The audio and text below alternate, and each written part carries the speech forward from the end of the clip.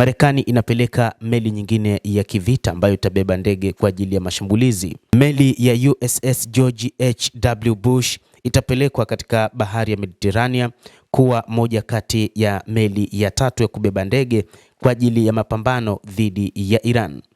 Marekani imetazama mpango mwingine wa kuhakikisha inafanya mashambulizi kwa usahihi katika eneo hilo la Mashariki ya Kati, ambapo sasa imeamua kupeleka meli ya kivita USS George H.W. Bush kwa ajili ya kusaidia meli mbili za mapambano, ikiwa ni pamoja na ile ya USS Gerald Ford, lakini pia na ile ya USS Abraham Lincoln. Zote zitatumika katika operesheni dhidi ya Jamhuri ya Kiislamu ya Iran. USS Gerald R. Ford imevuka mfereji wa Suez siku ya Alhamisi. Kundi la wabeba ndege wa Ford linalojulikana rasmi kama kundi la 12 la kubeba mashambulizi lilivuka katika mfereji wa Suez baada ya kutia nanga huko Haifa na sasa liko katika eneo la Bahari Nyekundu. Limeripotiwa kuwa tayari kwa ajili ya mashambulizi au kujilinda iwapo Wahouthi watajaribu kujiunga na vita vinavyoendelea na Iran. Meli hiyo iliingia katika bahari ya Mediterania baada ya kupita mlango bahari wa Gibraltar, harakati iliyoripotiwa na vyombo vingi vya habari kwamba wamekuwa wakifuatilia juu ya kupelekwa kwa wanamaji wa Amerika katika maeneo hayo. Jenerali Dan Kane mnamo Jumatano ya wiki hii alisisitiza huko Pentagon kwamba Ford imeendelea kurusha mabomu na mradi wa nguvu wa kupambana katika Ghuba, na kwamba kundi la mashambulizi kutoka meli Abraham Lincoln linazidi kushinikiza Iran kutoka kusini mashariki na inahusishwa na uwezo wa jeshi la majini la serikali. Hata hivyo, Marekani imesema itaongeza nguvu katika mapambano, na ndio maana wakati huu inapeleka meli nyingine ya kivita kwa ajili ya kuhakikisha wanaishambulia vilivyo Iran. Mpango wa Marekani ni kuona kwamba Jamhuri ya Kiislamu ya Iran kupitia utawala uliopo unaanguka.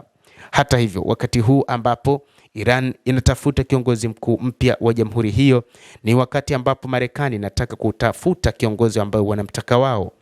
Lakini Iran ipo imara na inasema kama haiwezi kupiga magoti wala kusalimu amri kama anavyotaka rais wa Marekani Donald Trump, kwamba serikali hiyo lazima isalimu amri, vinginevyo mashambulizi mazito yataikumba. Lakini pia wakati huu ndio wakati ambapo Marekani inaonyesha kutaka kufanya mabadiliko makubwa katika serikali hiyo ya Jamhuri ya Kiislamu ya Iran kwa kuongeza idadi kubwa ya mashambulizi na kuongeza vifaa vya kazi. Inadaiwa pia wakati huu Marekani ina mpango wa kupeleka silaha za kutosha huko Israel pamoja na mifumo ya ulinzi wa anga kwa ajili tu ya mapambano dhidi ya Jamhuri ya Kiislamu ya Iran. Tuendelee kusubiri tuone ni nini ambacho kinajiri wakati huu wa vita, lakini kumbuka kwamba vita hivi vimeathiri kwa kiasi kikubwa eneo la Mashariki ya Kati, lakini pia Afrika na hata maeneo mengine ya ulimwengu, kutokana na kwamba hali ya upatikanaji wa mafuta, ambapo inaaminika asilimia zaidi ya 20 ya mafuta ulimwenguni inapatikana kupitia eneo hilo la Mashariki ya Kati. Kupitia mlango bahari wa Hormuz, mafuta ndipo ambapo hupitishwa, lakini eneo hilo wakati huu lipo katika udhibiti wa hali ya juu, na kwamba hakuna meli ya mafuta ambayo inaweza ikapita katika eneo hilo. Mtazamaji, endelea kutufuatilia, lakini ni kusihi usisahau kulike, usisahau kucomment, kadhalika usisahau kusubscribe channel yetu hii upate habari hizi kwa mapana kupitia The World News.